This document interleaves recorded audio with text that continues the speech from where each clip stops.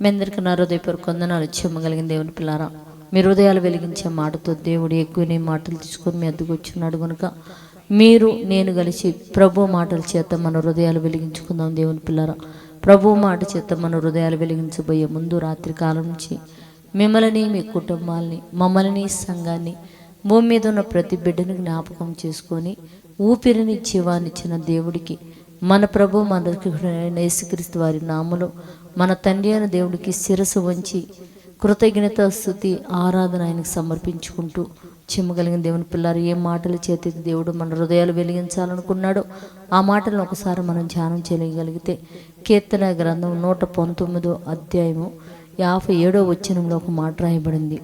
యెహోవా, నీవే నా భాగము, నీ వాక్యమును అనుసరించి నడుచుకుందునని నేను నిశ్చయించుకొని ఉన్నాను. నీ వాక్యాన్ని అనుసరించి నడుచుకొనవాలనని నేను నిశ్చయించుకున్నానయ్యా. అంటే నేను ఒక గట్టి మనసును ఏర్పాటు చేసుకున్నాను. ఒక గట్టి నిర్ణయాన్ని నేనేం తీసుకున్నానంటే నీ వాక్యాన్ని జాగ్రత్తగా అనుసరించి నేను నడుచుకోవాలని ఒక నిర్ణయాన్ని తీసుకున్నాను దేవుడు అని చెప్తున్నాడు.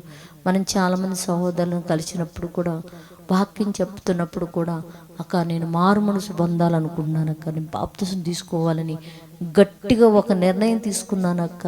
ఇంకా ఎంతమంది చెప్పినా కూడా, ఎంతమంది చెప్పినా నేను వినను, మా వాళ్ళు ఏమనుకున్నా నాకు బాధ లేదు, నేను గట్టిగా ఒక నిర్ణయం తీసుకున్నానని చెప్పేసి ఆజ్ఞ వాళ్ళ జీవితంలో పాటించడానికి ఇష్టపడతారు, ఇబ్బందులైనా కూడా దేవుని పిల్లన.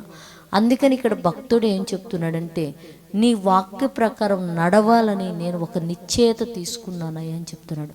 వాక్య ప్రకారం నడవటం అంటే దేవుని పిల్లన, దేవుడు కూర్చోమంటే కూర్చోవాలా, లేగమంటే లేగవాలా, నడవమంటే నడవాలా. నిజంగా వాక్య ప్రకారం నడవాలని హృదయంలో నిశ్చయించుకోవటం అనేది అది ఎంత గొప్ప భాగ్యం దేవుని పిల్లారా. అలాగనే మనము కూడా ఈ చెవులో విని చెవులతో ఇడిచిపెట్టే వారిని కాక వాక్య ప్రకారం మనం నడుచుకుంటూ ఆ వాక్యపు వెలుగును అనేక మందిని నడిపించే వారిగా మనం ఉండునట్లు ప్రార్థన చేద్దాం. పరిశుద్ధుడా, చేయగలిగిన మా పరలోకపు తండ్రి, నాయనా నీ కృప కలిగిన నామానికి వందనాలు తండ్రి. ఇదిగో నైనా భక్తుడు చెప్తున్నాడు, నాయనా నేను యెహోవా వాక్యంను అనుసరించి నడుచుకునవలనని నా మనసును స్థిరపరచుకున్నాను అంటున్నావు తండ్రి. అట్టి మనసు మాకు కూడా ఆయుధముగా ధరింపు చేయమని అడుగుతూ తండ్రి, ఎంతమంది అయితే నీ పిల్లలు వాక్యానుసారంగా నడవలేక బ్రతకలేక తప్పిపోతున్నారు, అట్టి బిడ్డలు మీరు స్థిరపరిచినైనా వాక్యానుసారంగా నడుచుకున్నట్లు వాళ్ళ హృదయాన్ని స్థిరపరచుకునే భాగ్యం బిడ్డలకి మనం అడుగుతున్నాయినా. ఉద్యోగాల కోసం వెళుతున్న బిడ్డలను కనికరించండి నైనా, వ్యాపారాలు చేసుకుంటున్న బిడ్డలను కనికరించండి, చేతి పనులను చేసుకుంటున్న బిడ్డలు మీరు ఆశీర్వదించండి.